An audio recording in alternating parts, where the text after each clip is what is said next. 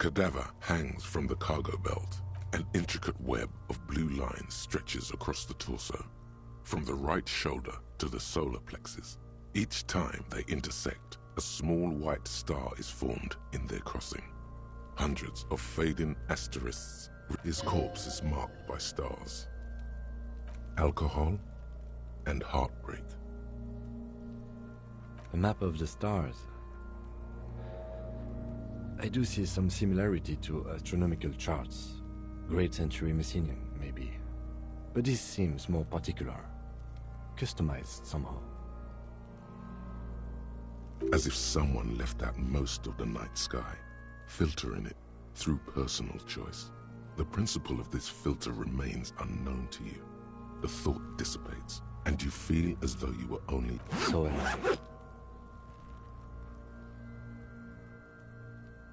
He wears a wide leather belt around his waist, and he takes a thin piece of milled aluminium from his coat pocket and pulls it open. Sounds like a sword being unsheathed. A small lens appears, some sort of camera. A Trigger Sunshine Mini. Triggered is the world's leading manufacturer of intercommunication devices, primarily projectors. The camera before you looks familiar somehow.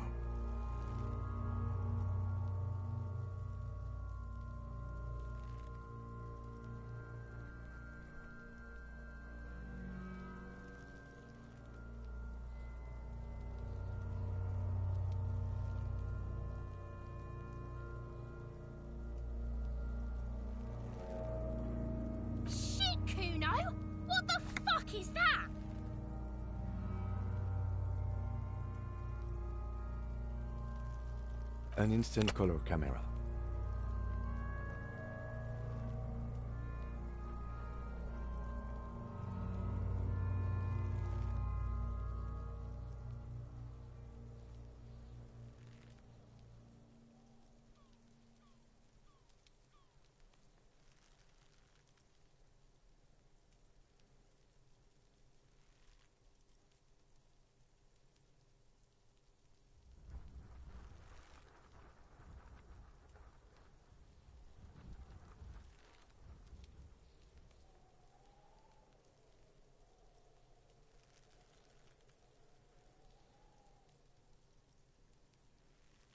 I have only 2 ampoules, so nobody move. I don't want to waste one.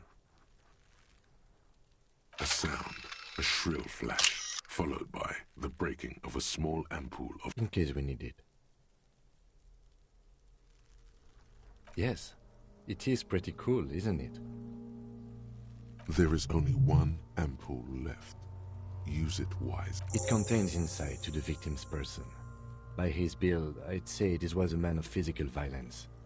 The story he wanted his body to tell was important to him. It is his letter, to us. Someone should decipher it. We'll need to show it around.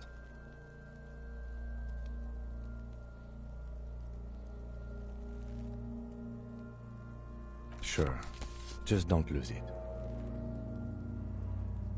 The glassy-eyed corpse looks by, his mouth mute, and his eyes are milky white and blind to the world, protruding comically from their sockets.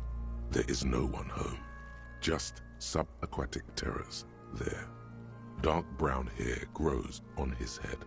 His face is ready to explode from the organic processes inside. The death's head grin has passed. What remains is an unrecognizable mess. I'm gone. Into the wild pale yonder. In the past. Way out west. The blue heart? Oh, that's good shit. Just press down and fuck it open like you always do. Fuck it hard, Copopo the clown. He means force. It'll work. I'm a joke. Look at me. There is nothing funny about jokes either. A killer, a motherfucker, and a killer. Go ahead, Kobo. What do you mean? It's the power of your imagination. Go ahead. Ask me more questions. You fucking love questions. Because you're a copperoonie. Look at all of them go. Do you want more questions?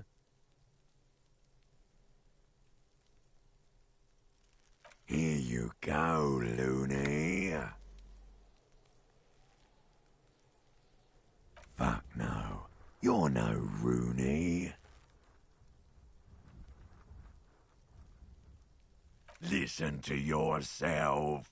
You're not a Raphael anything. You're probably just a Harry or something. That's right. Harry.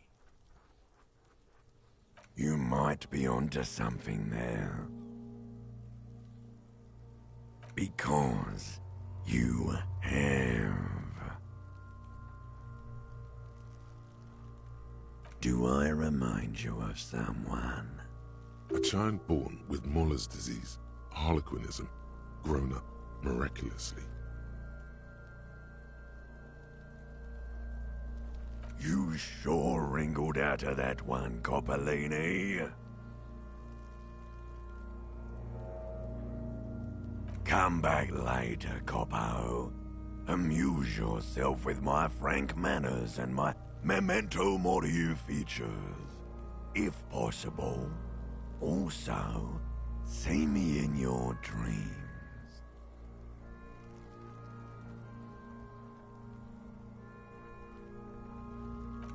As you narrow your eyes, the monster before you blurs into a violent mess of this is a trick.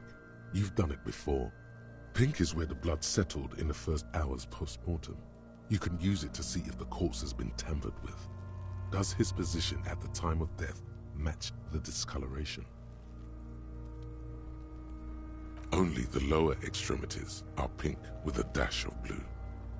His fatted hands, thighs, and his neck, just above the noose. The rest of the corpse appears dark green in the cold spring air. I see it. His neck too. The lividity goes right up his chin.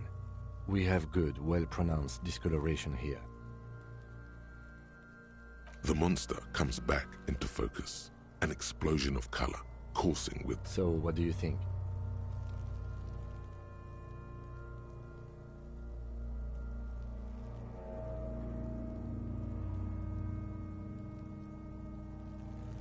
Agreed, especially on the neck.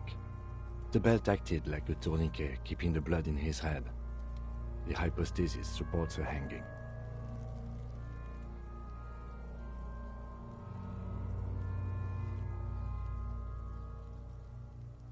Everything here seems to corroborate that assumption, but we should still get him down before assigning a probable cause of death. I agree. His personality is no longer a part of the world. Totally dead.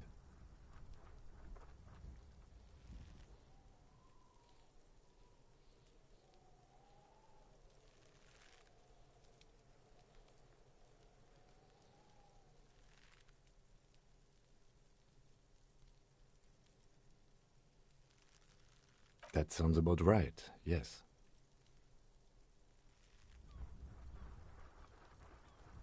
A pool of blood and feces has eaten into the frozen mud below the man's feet. Purge liquid is dripping into it, drop by drop. The victim appears to have contained no more than half a kilogram of digestion at the time of death. The fuck are you saying? Talking about shit.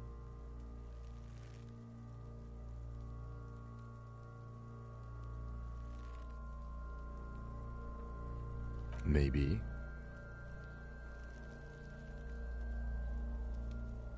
I do. Most of them are post-mortem. Maybe even all of them. The delinquents have made our jobs harder with their little sport. stop talking in riddles, coin slot? He means you fucked him up good, Kuno. Fucked him up brutal like. But there is no breath to catch. Only the cadaver filling the air and your nostrils. Are you sure we finished the preliminary examination of the cadaver? We might miss some of these things once he's done.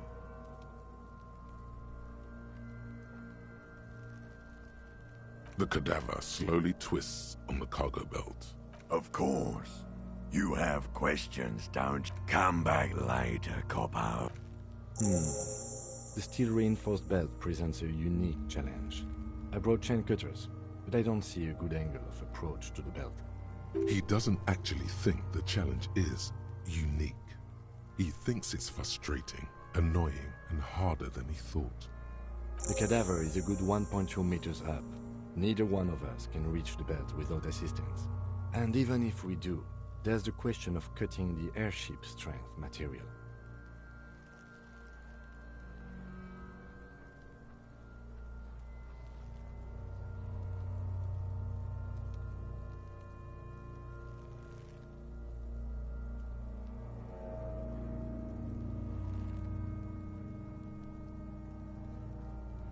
Climb up there and saw the branch? There has to be a less risky way, with less falling down of trees. Someone else? You mean like... What was that about processing, then? Weren't they supposed to take care of the boots? Why don't they help? No. Think of the boys from processing as murderers. Only instead of people, they murder crime scenes. Processing is a wrecking crew. They know how to commission off items and how to work the incinerator in the morgue.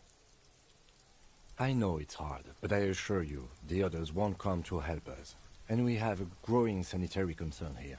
We need to get him down, fast.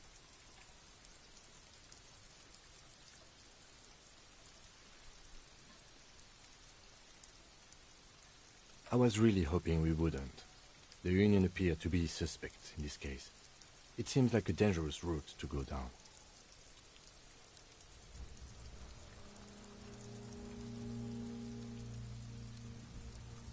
But what other options? The corpse twists on the belt, like chicken on a skewer.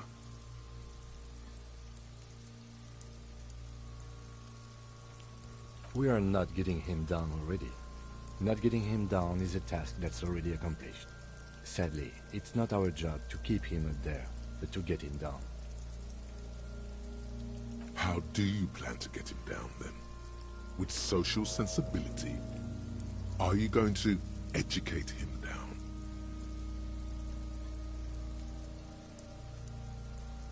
Yeah! Bang bang time, pig! Shoot his head off!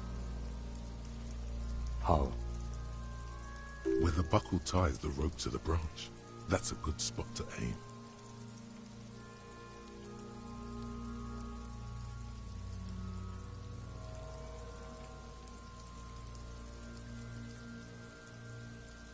Where? Ah, yes, I see. If the shot hits that, there might be a chance to relieve the belt. Yeah, now we're talking. Entertain. They'll miss! The pigs will miss, Kuno!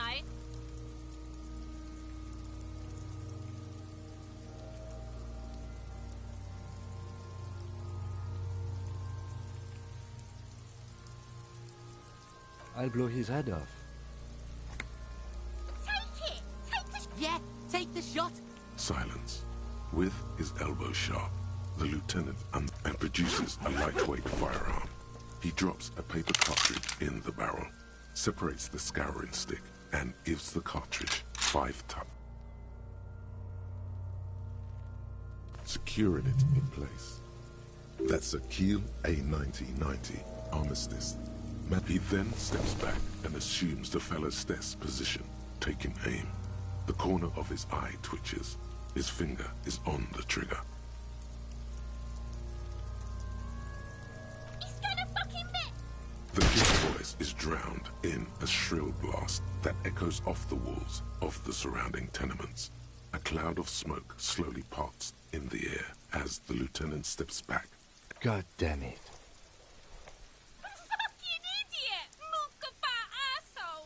Kuno could have hit it easy, but then Kuno's not fucking handicapped, is he?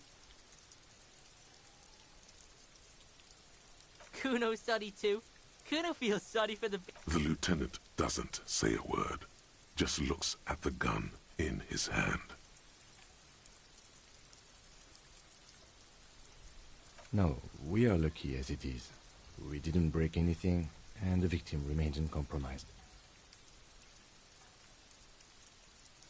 Any more mistakes could put us in an unfortunate position with the locals.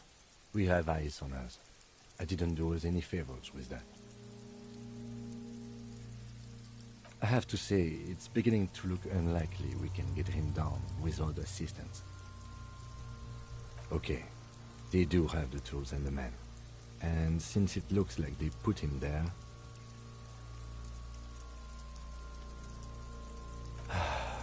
Okay, let's do it in the lousy, dangerous way. From the gates, by negotiating or fighting. Or we can try the secret route we found, where your cloak is. It looks doable. To the gates. Let's negotiate.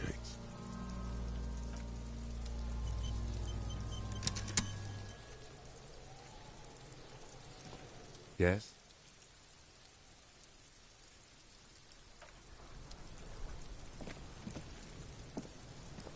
Fuck does Kuno care?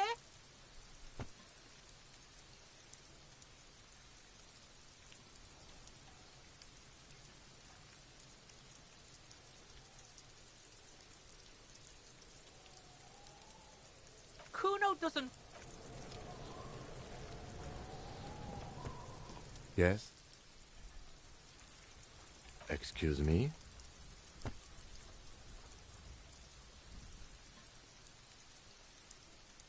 You have a distinctive way of walking. If I were to walk in front of you, we would surely collide. I hope you don't take this the wrong way. It's just a collegial observation. In the 57th, we call it the Jamrock Shuffle.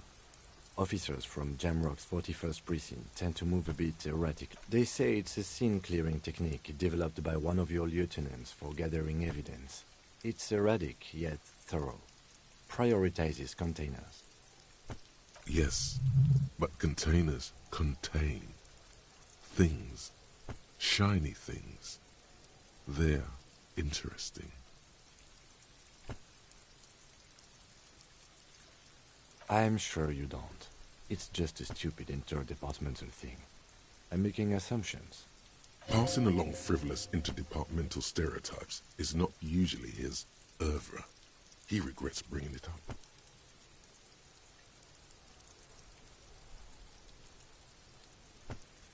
Me? I don't see how my life is pertinent to the investigation. That's a fair point. All right, for the good of the investigation, what do you want to know? That's correct. You feel a slight urge to put the lieutenant down for this, but you can't quite muster enough testosterone.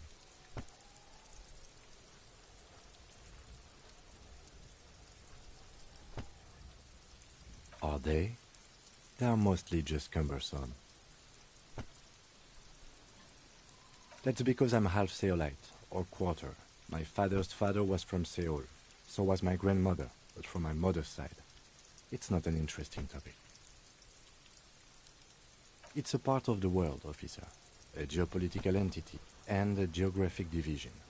I told you. Seoul is a protectionist, isolationist, pan-Isolari state west of the Insulindian Isola. Actually, it's quite interesting. Some would even say mysterious. You're barking at the wrong tree. I don't speak a word of Seolite. I've never met either one of my grandparents, and I've never been to Seoul. I'm a regular Revacholier.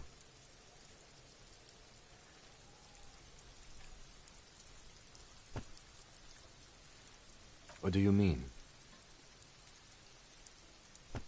I have no idea what... The lieutenant's conceptualization skills must be rather rudimentary. The lieutenant is a police officer of the old school. His concerns are material and extrinsic, but this isn't an old school case.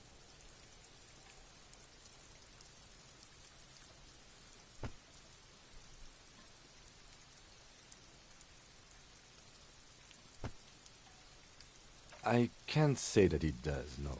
When I need to think, I just use... The lieutenant produces his small blue notebook and idly thump. We all have our different mediums. His is written.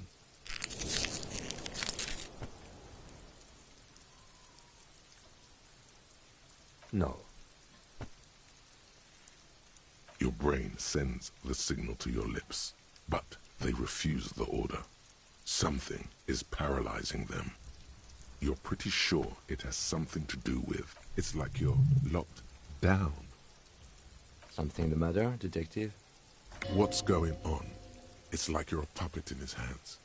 The lieutenant relaxes his eyebrow, and you seem to regain control of yourself. Good. Let's change the subject.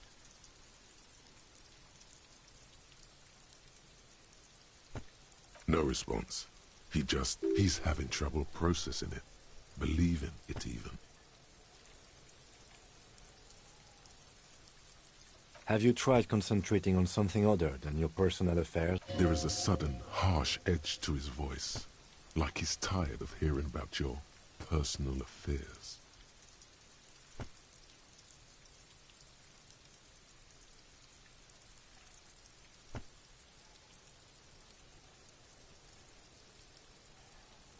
Fine. We should get through this day first. Off hours begin at 9 p.m. If you're still having trouble then, I can give you an orientation.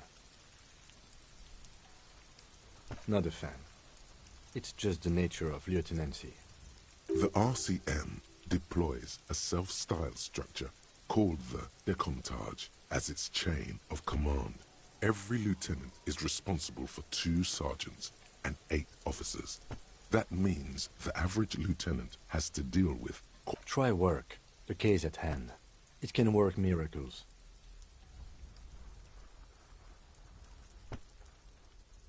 Focus on other people's troubles, not your own. That is a relief. A moment passes. The lieutenant glances at the sports watch on his wrist. What do you want to know? Ah, yes. The case brief you missed. Now I remember. 3 days ago, the RCM Emergencies Desk received a report about a security guard who was found hanged in Martinez. An anonymous caller said there was a dead body behind the Whirling in Rags hostel cafeteria. During that time, the victim had been stripped of his belongings. The caller did not identify him, but used the word lynching. There is an ongoing labor dispute between the local dock workers and the logistics company Wild Pines. I was told we should approach the death as part of this dispute. A security guard or worker of some sort hired by Wild Pines. This was just hearsay from Martinez, of course. We need to find out the truth. They didn't identify themselves in any way. The tone was muffled using a device of some sort. The desk could identify neither the caller's age nor sex. There's a strong prejudice against involving the RCM in what's seen as union matters. The dock workers' union is, that's us, the Revachol Citizens Militia. The RCM, or the Revachol Citizen Militia, is the police force you and him are part of. A self-organized peace corps of the occupied city of Revachol. The RCM operates within a legal twilight, yet its authority is rarely questioned. It's super useful to know this. Just to be clear, we are police officers. It's our job to find the killer. That's the case. Uncover and arrest the killer.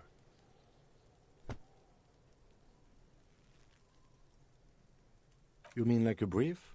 Do you want me to brief you again?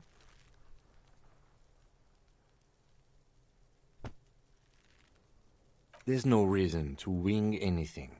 If you didn't get the brief, that's 3 days ago, the RCM. During that time, the victim had been stripped of his belongings. Okay then.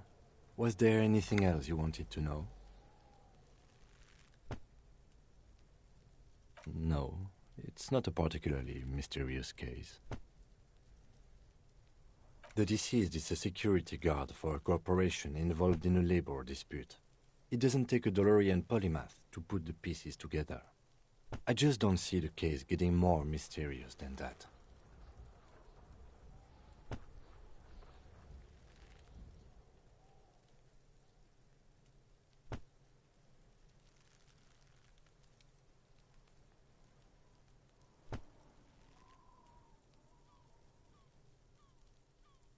Then you are in luck, because we are in the midst of a major strike by the dock workers union.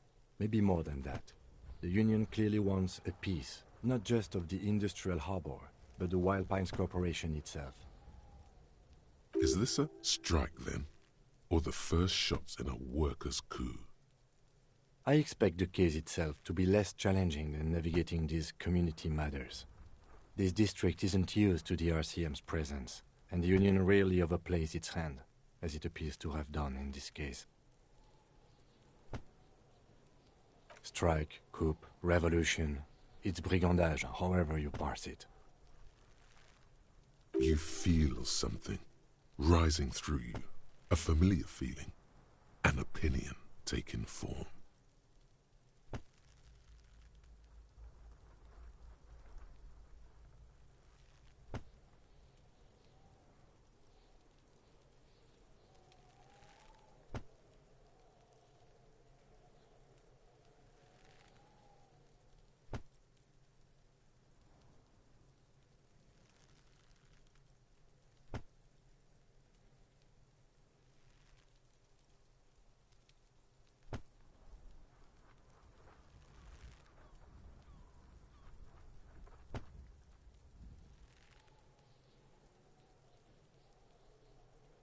Politics is habit-forming and hazardous. It is also irrelevant to police work. You're right to doubt the impulse. From an imaginary fan.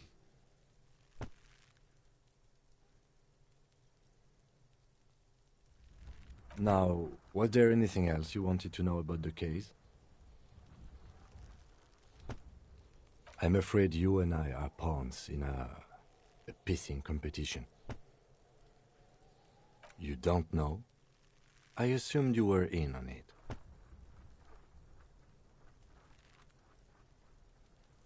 Better still than an imbecile cop-off. It's just stupidity. The cop kind. Our precincts can't decide if Martinez is part of Jamrock or the Industrial Harbor. Yours or mine. Well, sort of. It's less a matter of who gets to police Martinez than who has to. It's an orphan district, in other words. I think the dispatch desk just told both our stations about the hanging. There was quite the brouhaha at the 57th, I can tell you that. Time to settle it, they said. Cop off. But I assure you, I am not their finest or toughest, with 102 cases solved. What I am is least interested in a pissing competition. So he volunteered to represent the 57th, but not out of competitiveness. On the contrary.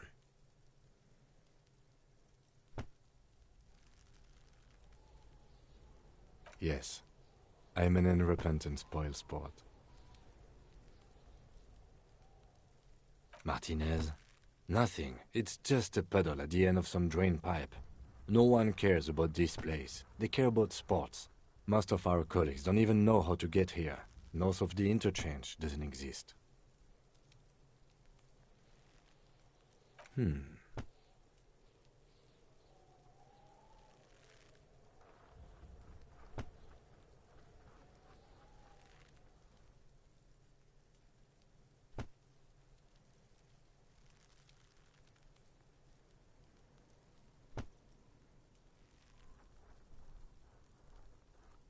A good joke.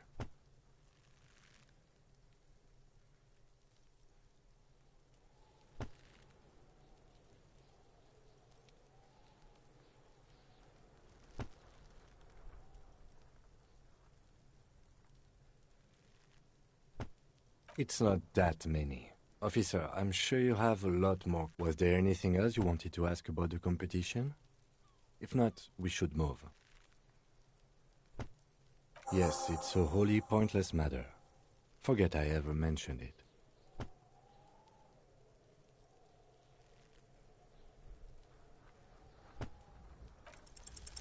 Because you're the best qualified? No, that doesn't seem right.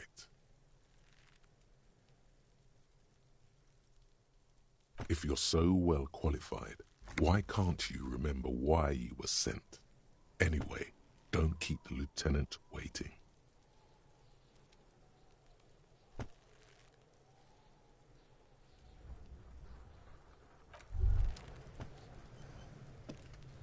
Hey, so we've been monitoring you internally, and now we know your Copo type. Yes, guess what's yours?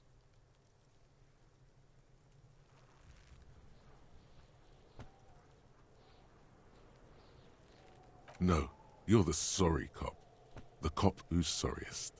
Let's make it official then, shall we?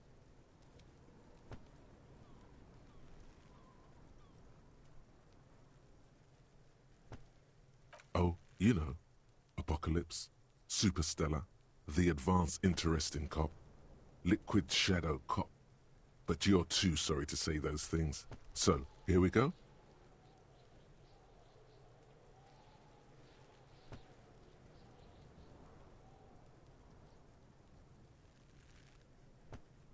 What? Jealous of the sorry cop? I think they'll be super fine. It'll be totally okay. You can dual Copo type from sorry to anything.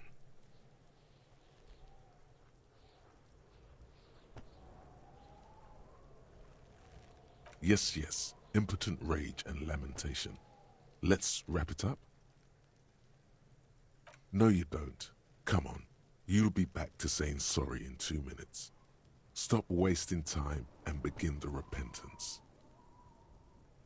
Of course you are. It's okay. See if you can get something out of this, like info. Or maybe every time you say you're sorry, you get $1 million. That won't happen.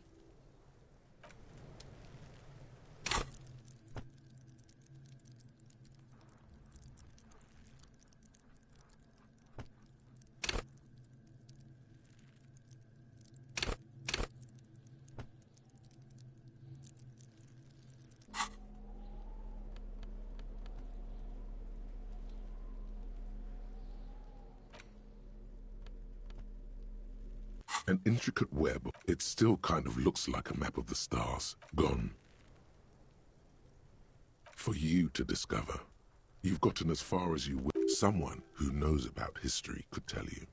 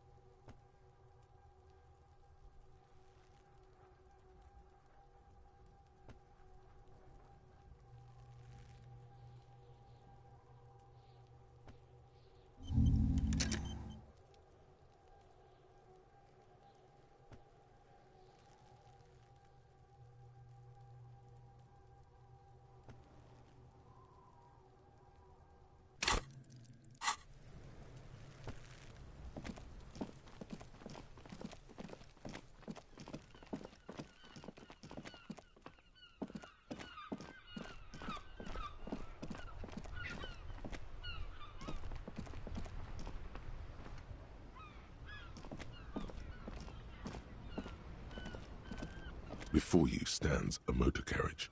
The bodywork is cut. This must be the infernal machine that tore you from oblivion. The Caprice Kine in the cabin. You are welcomed by a set of steering levers, a radio microphone on a hook, a pull-out toolbox under the seat, and the soft glow of the fuel preheater gauge.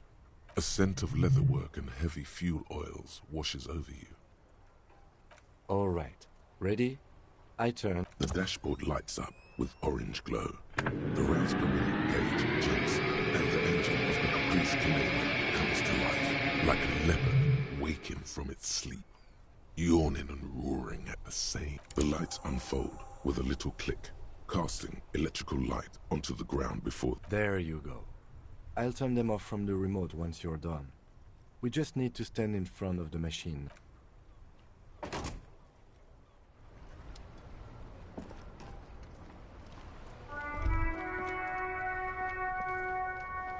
As you hold your ledger's clip under the headlamp, an iridescent hologram appears.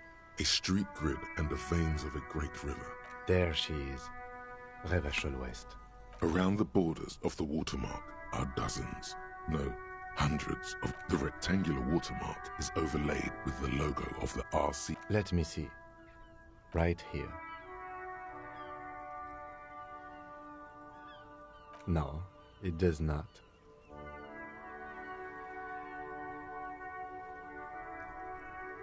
There are many of them, and they are divided into 3 separate. The first row has 18 dots. The next is the longest. It runs all the way around the board. There are so many, it's hard to count. The last row has... That's it. Those are perforations. They represent your record as an officer of the RCM. They are your statistics, as it were. Alpha male officers who are proud of their numbers often do. The first row represents your years of service. 18 years. Okay, not bad at all. What did you do before you volunteered? That's what it says. I might have guessed even longer based on your age. What did you do all those blissful years of your youth?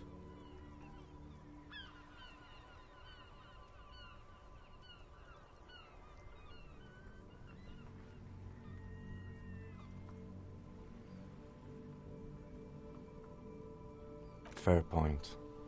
Let's move. This next row, the one that wraps all the way around, is your number of closed cases. Closed is good. It means finished. You've got, let's see, wow, more than 200. It's quite a lot, even for someone who's been on the force for, call it what you want. You are a valuable member of your precinct. Now, let's look at the last row. Right. Those are your confirmed kills. You've got precisely 3 perforations there. For an RCM officer, especially Precinct 41, which is in the Jamrock Quad, there are certain officers who treat their kills like some kind of ghoulish game. If they do, but it seems as though you are, or at least were, one of the good ones. So we have that to be thankful for. Yes. Everyone has their own method of coping. Some more effective. Personally, I find it helps to keep up a few hobbies. Oh, this and that. Let's not get into it now. Why not gardening?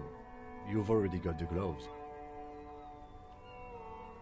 It's meant in earnest. Please don't mistake it for a jab. The lieutenant nods. Right. I'll go turn off the lights.